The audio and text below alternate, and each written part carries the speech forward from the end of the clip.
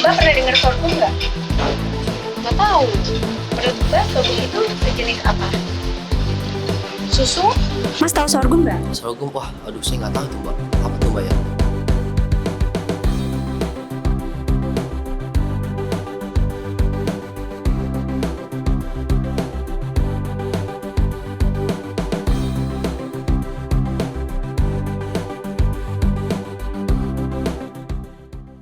Oh ya kawan Brin, tahu nggak sih? Katanya bakal ada krisis pangan global yang melanda beberapa negara.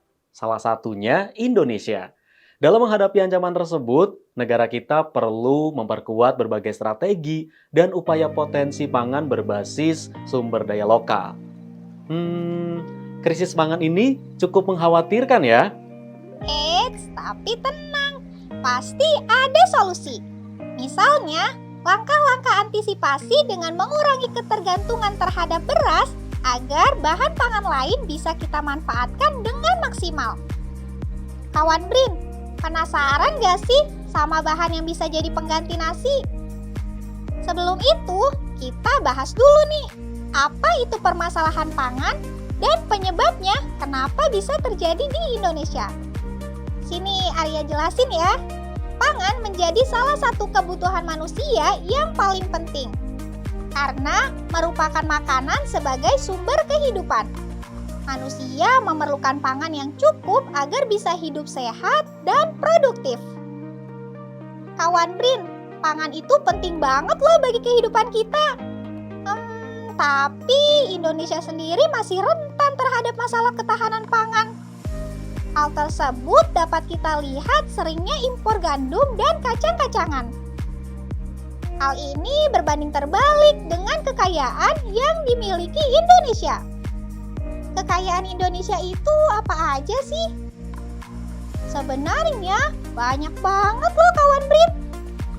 Salah satunya, negara kita ini punya panen yang cukup berlimpah. Berkat adanya tanaman dan makanan lokal yang beragam. Dosen program studi manajemen FEB Unika Sugia Pranata Semarang, MG Westri Kekali Susilowati mengatakan, permasalahan pangan itu mencakup aspek produksi, distribusi, dan konsumsi masyarakat. Karena masalah pangan sangat dipengaruhi oleh fungsi lahan dan degradasi lahan di sisi produksi, pertumbuhan penduduk, dan meningkatnya status ekonomi yang mempengaruhi pola konsumsi, akhirnya berpengaruh pada ketersediaan pangan.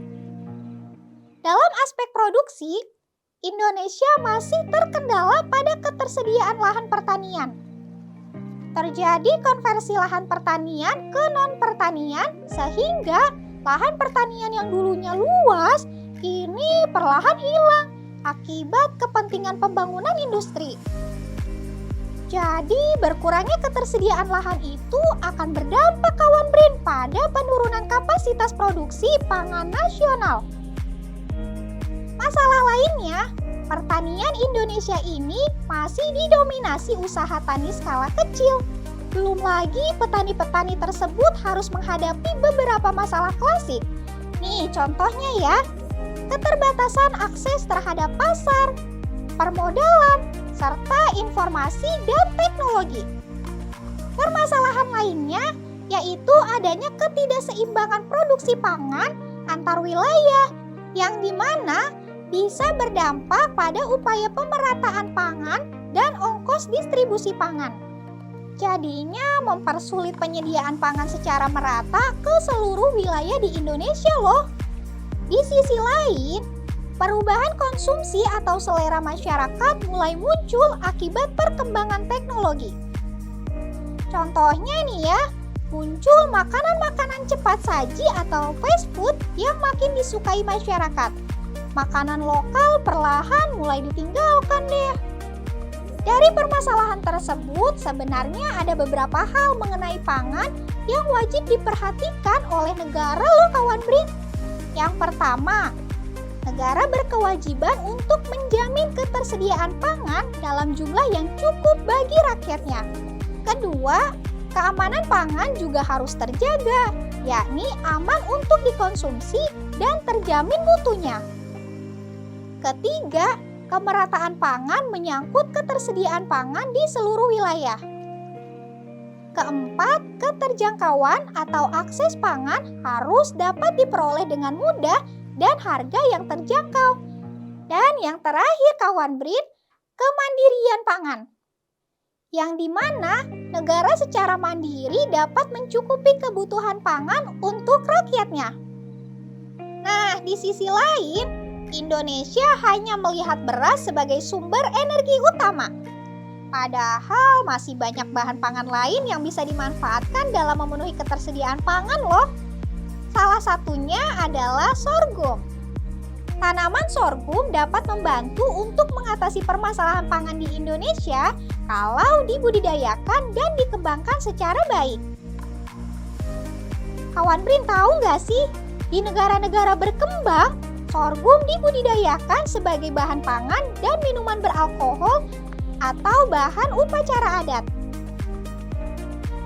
Selain pengganti bahan pangan, beberapa negara maju menggunakan batang atau biji sorghum sebagai pakan media jamur merang.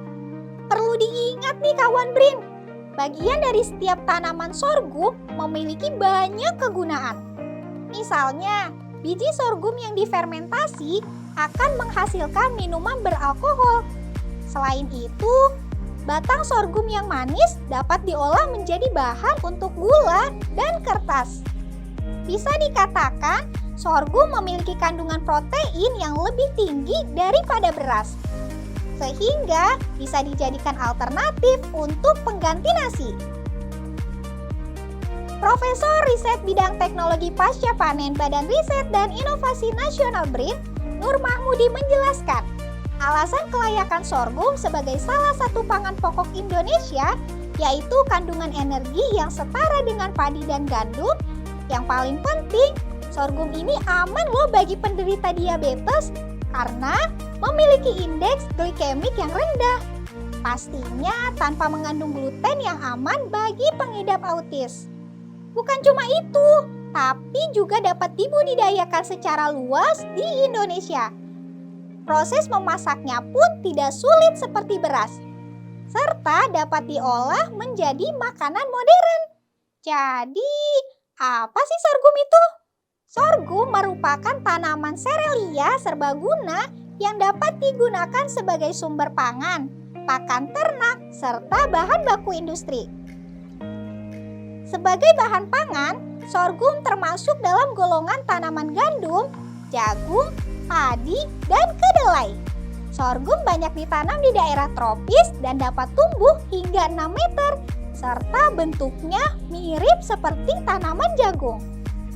Berbeda dengan padi, yang sebagian besar pertumbuhannya membutuhkan banyak air, sorghum masih bisa ditanam maupun dipanen saat musim kemarau loh. Sebagaimana dari daerah asalnya, yaitu Afrika, yang dapat hidup di tanah gersang. Karena itu kawan BRIN, sorghum memiliki potensi untuk dikembangkan dan dibudidayakan lebih lanjut dengan cuaca dan daerah yang ada di Indonesia. Sorghum selama ini masih kurang diminati kawan BRIN, padahal memiliki kekayaan unsur-unsur bioaktif sebagai sumber pangan penting. Komponen bioaktif itu antara lain serat pangan, senyawa-senyawa antioksidan, serta kandungan gizi yang tinggi meliputi karbohidrat, lemak, kalsium, besi, dan fosfor. Tahu nggak sih kawan BRIN, tanaman ini termasuk ke dalam biji-bijian kaya akan nutrisi loh. Beberapa kandungan yang ada pada sorghum itu diantaranya niacin, tiamin, vitamin B6, zat besi, dan mangan. Bahkan kandungan protein, vitamin, dan mineralnya lebih tinggi loh daripada beras. Selain itu, nutrisi sorghum mirip dengan nutrisi havermut yang banyak ditemukan pada oatmeal. Sorghum dapat diolah menjadi sereal, bubur, tepung, roti, kue, dan juga sirup. Oh iya, sorghum ini juga cocok loh untuk kamu yang sedang diet. Karena tinggi serat dan memiliki tambahan nutrisi yang tidak ada pada sumber karbohidrat biasa. Kawan BRIN, sorghum itu baik untuk tubuh. Sini, Arya jelasin ya beberapa manfaat sorghum yang perlu kamu tahu. Yang pertama, sorghum memiliki struktur kompleks seperti pati, serat, asam fenolat, dan antioksidan. Yang kedua, sorghum mengandung kalori bebas gluten. Ketiga, mengandung serat yang tinggi. Keempat, mengandung zat lipid yakni polikosanol yang dapat menghambat sintesis kolesterol berlebih di dalam tubuh kamu. Yang kelima, mengandung antioksidan seperti asam fenolat dan tanin yang dapat mencegah pertumbuhan sel kanker. Dan keenam, komponen polifenol atau asam fenolat ini juga sebagai agen antiinflamasi loh. Kepala BRIN Laksana Tri Handoko menyebut sorghum bisa menjadi alternatif dalam menghadapi permasalahan pangan dikarenakan memiliki kandungan protein yang sangat cukup dibandingkan beras. Namun perlu didukung dengan penguasaan teknologi produksi sorghum sehingga penguatan riset terhadap tanaman ini menjadi penting. Jadi, produksi sorghum ini nantinya bisa setara dengan tanaman padi sebagai bahan baku utama. Lagi-lagi karena sorghum ini kurang diminati oleh sebagian masyarakat, Organisasi Riset Tenaga Nuklir ORTN BRIN mencoba berinovasi dengan melakukan perbaikan varietas sorghum menggunakan teknik mutasi. Teknik ini dilakukan agar menghasilkan benih unggul yang bisa diminati masyarakat untuk dikonsumsi. Riset pengetahuan dan teknologi nuklir untuk tanaman sorghum sudah banyak loh dilakukan oleh BRIN, termasuk perbaikan varietas atau genetik sorghum dengan teknik mutasi. Mutasi adalah perubahan genetik yang dapat terjadi secara alami atau diinduksi dengan mutagen. Mutagen nuklir yang banyak digunakan adalah sinar gamma yang umumnya berasal dari iradiator. Terus apa aja sih yang dihasilkan varietas sorghum dari teknologi nuklir ini? Nah, beberapa yang sudah dipasarkan ke masyarakat itu ada Samurai 1, Samurai 2, serta banyak galur mutan untuk bahan riset ke depannya, yakni sorghum biji, sorghum biomasa, dan sorghum manis. Manis seperti Arya kan kawan BRIN? Hehehe. Sorghum biji merupakan sumber pangan global kelima setelah gandum, padi, jagung, dan barley, serta tergolong sebagai pangan fungsional. Sorghum biomasa dapat diolah menjadi pakan ternak ruminansia yang dapat disimpan lama. Sedangkan sorghum manis dapat diolah menjadi sirup, gula, atau diproses lanjut untuk bioenergi.